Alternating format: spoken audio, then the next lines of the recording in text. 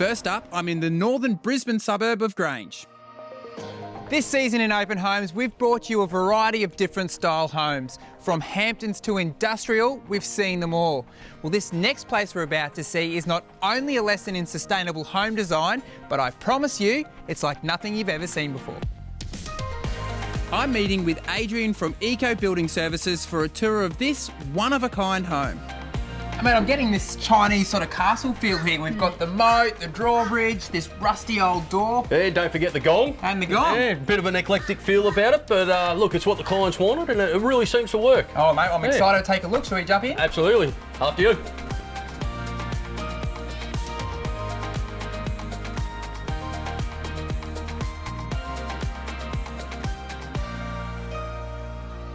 One of my favourite parts about Open Homes is the variety of homes we get to walk through. But I've got to say, I've never seen a place like this. Yeah, this is a little bit different. Yeah, we weren't able to use some of the standard building materials, being a sustainable home, so put a little bit of a different feel to the whole home, yeah. So what sustainable practices have you employed? Look, it ranges from lower VOC materials, obviously looking at the embodied energy in all the products and materials we use, but it's also a very solar passive home. So the way that Julie designed this home really works not only with the steep block that we've got, but she's really had a look at the elements and the way the sun travels around this home and use that to help us keep this house really warm in winter and really nice and cool in summer.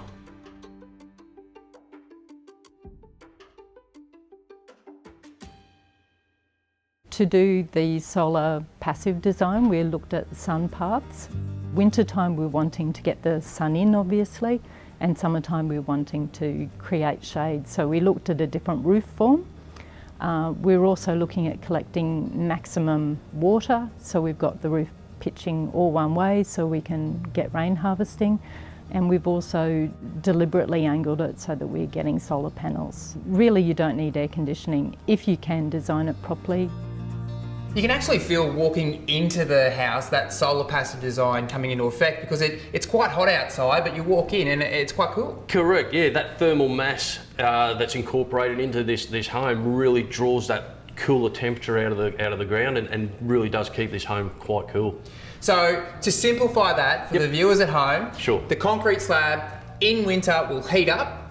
Correct. And at night we'll release that into the home. That's right. And in summer it's cool. And then at night we'll release that coolness into the home. Correct. So you don't need air conditioning and that type of thing. That's right, that's right. So essentially we're using the thermal mass in this home to keep this house comfortable year round. From the get-go, what was the design brief for this home? Number one, it had to be intergenerational, right? Meaning that the parents could use certain parts of the home while the kids use other parts. Had to be very sustainable, so very low VOCs. The kids do have allergies here, so we had to be very selective with the materials we used. And was this a new build? It was. So we had to delicately remove the original cottage to make way for this beautiful new home. There were a lot of issues with drainage and retaining walls that were falling apart, walls falling apart, steel corroding. To actually rectify would have cost almost as much as building it new. We wanted to recycle as much as we could, so we recycled timber. We used the decking and solid timber for the stairwell and screening. We also milled a tree that was on site, and so we've used that for the shelving, and we've actually kept the raw edge of the trees so that they have memory of place, which I think is really important. When people do think of, eco and sustainable homes, they do think, well, that's going to cost me a bit more. But a lot of times it's not that at all. It's just simply design. Look, it's just rethinking the way that you design the home. Yeah, exactly right. You can start with a solar passive design, and then look, it's not about doing everything eco. It's about doing as much as you can, right? Whatever you can bring sustainability-wise will help. And how did you go building on this slope? Because it's quite steep. It's very steep, and look, Julie took the house to the extremes. So not only is it steep, but it was a very difficult access site with minimal access. So we actually had to do things back to front, if you will. Starting with installing the pool and then working our way back up the slope from there. We had a few builders come on site and just shake their head and say, oh, that's way too difficult, we don't even know where to begin. Adrian was fantastic at being able to, progress through the site.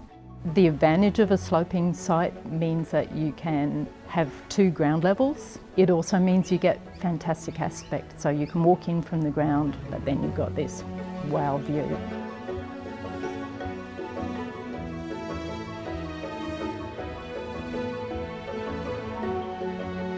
Loving these high ceilings. Yeah, mate, it's actually a design element and really incorporates part of that solar passive design.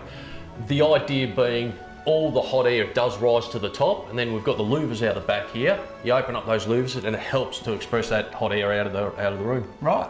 And what about this little window here? Yeah, okay, that's something else. So the client is a mad plane buff and wanted to be able to get up in the morning and have a look at those planes taken off from Brizzy Airport, and there it is. Wow, I bet you've never had that brief before. Mate, I haven't. It's a first, but hey, it works for him, so yeah. I guess a great lesson that people can learn from this place is how to use simple materials well.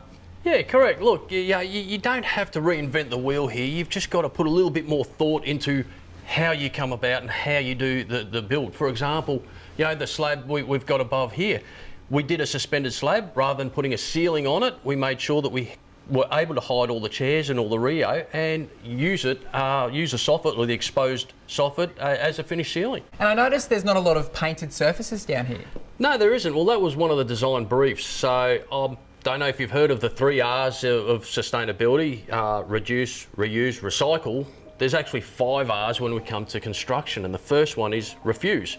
So in this particular build, we refuse to have any sort of painted surfaces. Not only is it more sustainable, but it actually takes out one whole trade, thus reducing the cost of the build. And the other R is basically repurposing. So reutilising materials from the old cottage and reusing them into here. And of course, this place, it's an award winner. It is, yeah. We were lucky enough to take out the Master Builder Award for custom homes in the $750,000 to $950,000 range, yeah. Well, mate, congratulations on the award. It's an amazing place. Thank you very much. And I look forward to seeing what you're coming up next. Thanks, Michael. Cheers. This home is a combination of clever material selection, great design, and the owner's own personal taste. It's easy to see how it took out the gong.